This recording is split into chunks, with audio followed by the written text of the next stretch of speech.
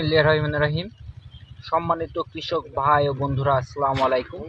আমি মোহাম্মদ হাবিবুর রহমান হাবিব, কৃষিভিত্তিক YouTube channel কৃষি সমাচার বিডি থেকে আপনাদের মাঝে উপস্থিত হয়েছি কিছু পরামর্শ দেওয়ার জন্য। ইনশাল্লাহ আপনাদের ভালো লাগবে। তো আমরা যে বিষয় নিয়ে আজকে উপস্থিত হয়েছি, মালচিং পেপার।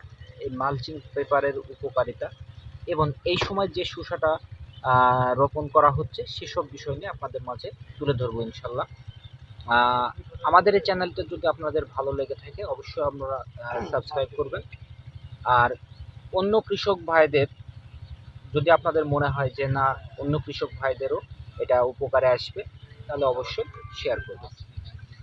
তো আমরা যে বিষয় নিয়ে আলোচনা করব, প্রথম পয়েন্ট হচ্ছে মালচিং পেপার, যেটা হচ্ছে আধুনিক কৃষিতে অত্যন্ত কার্যকরী একটা প্রযুক্তি। আধুনিক কৃষিতে আপনার একটা জিনিস চিন্তা করা, এই আধুনিক কৃষিতে এই প্রযুক্তিটা অত্যন্ত জরুরি একটা। আমাদের দেশ যেমন ডিজিটাল হচ্ছে, উন্নত হচ্ছে, ঠিক সেরকমভাবে আমাদের কৃষি খাতটাও কিন্তু উন্নতর দিকে যাচ্ছে। যে কারণে আমাদের এখনকার সমাজে দেখেন, আগে কিন্তু চাষ করতো গতানুগতিক চাষি, কৃষকের পরিবারের ছেলে, তার বাবা কৃষক, সে চাষ করছে, সেও কৃষক হয়েছে। কিন্তু এখন আর ওই জিনিসটা নাই। এখন আমাদের এই সমাজে দেখছেন অনেক শিক্ষিত যুবক তারা কিন্তু কৃষির দিকে এগিয়ে আসছে, যেটা আমাদের দেখে আমাদের অনেক ভালো লাগছে। তো তারই পরিপ্রেক্ষিতে এই মালচিং পেপারটা হচ্ছে আধুনিক প্রযুক্তি, অত্যন্ত কার্যকরী একটা যেমন প্রযুক্তি। এটা কি করে, এটার উপকারটা কি, সেই বিষয় নিয়ে আপনাদের তুলে ধরবো। যেমন মালচিং পেপারটা ব্যবহার করলে হবে কি, মাটির আর্দ্রতাটা ধরে রাখবে। মাটির আর্দ্রতা যদি ধরে রাখে, সেক্ষেত্রে আমাদের 15 থেকে 25% পর্যন্ত পানি সাশ্রয় হবে। আবার মনে করেন যে আগাছা দমন করা যাবে। আগাছা এই মালচিং পেপার দেওয়া থাকলে সূর্যের আলো যেহেতু মাটিতে যেতে পারবে না, যে কারণে কিন্তু আগাছাটা কিন্তু বাইরে হবে না। আর আগাছা যদি না বাইরে হয় তাহলে কিন্তু একদিক থেকে দেখেন খরচটা কিন্তু সাশ্রয় হচ্ছে। যে কারণে পর্যাপ্ত শিকড় থাকবে গাছের।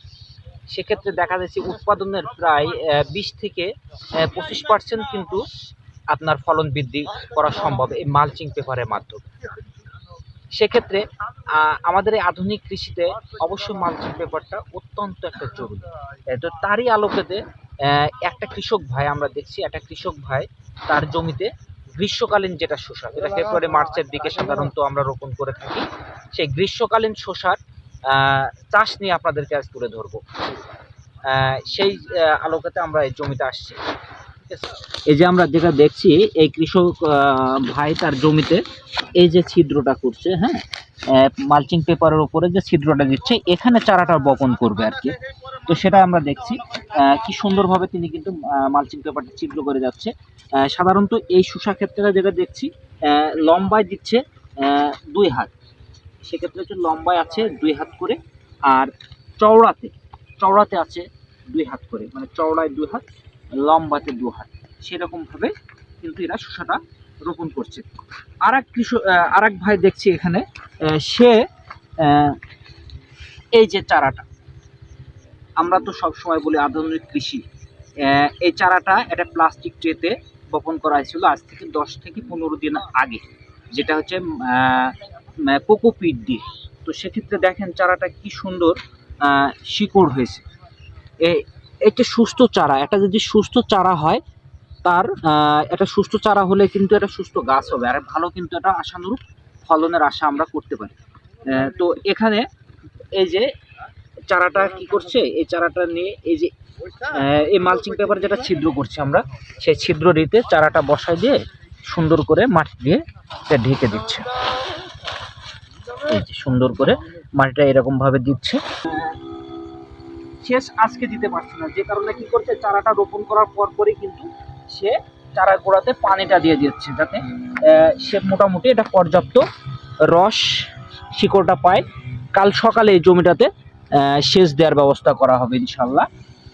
তো সেটাই বলি আমরা, যে স্বেচ্ছার যত্ন তবেই মিলিবে রত্ন। এটা কৃষক যে কি পরিমাণে পরিশ্রম করে তারই প্রতিচ্ছবি আমরা এখানে দেখতে পাচ্ছি। আর এটাই আশা করে থাকে যে পরবর্তীতে যে ফলনটা সে ঠিকঠাক মতো পায়, তার জন্য কিন্তু সে পরিশ্রমটা করে থাকে।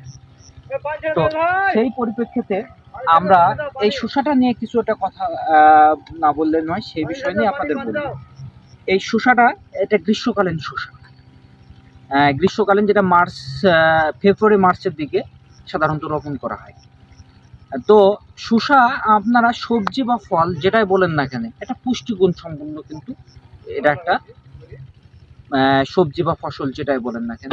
তো সেক্ষেত্রে একটা শসাতে কিন্তু 95% কিন্তু আবার পানি থাকে, 95% এবং কম ক্যালোরি যুক্ত একটা সবজি বা ফল যেটাই আপনি বলবেন না কেন, যে কম ক্যালোরি যুক্ত একটা ফসল। তারই পরিপ্রেক্ষিতে আমরা এটাই বলবো যে আপনারা আধুনিক কৃষির সঙ্গে যুক্ত হন, আধুনিক কৃষিতে এগাই আসেন, কৃষক লাভবান হবে, আমাদের দেশ উন্নতি হবে।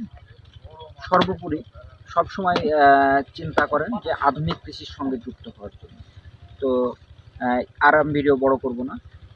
সম্মানিত কৃষক ভাইয়েরা, আপনারা সবসময় আমাদের পাশে থাকবেন। ধন্যবাদ। আসসালামু আলাইকুম।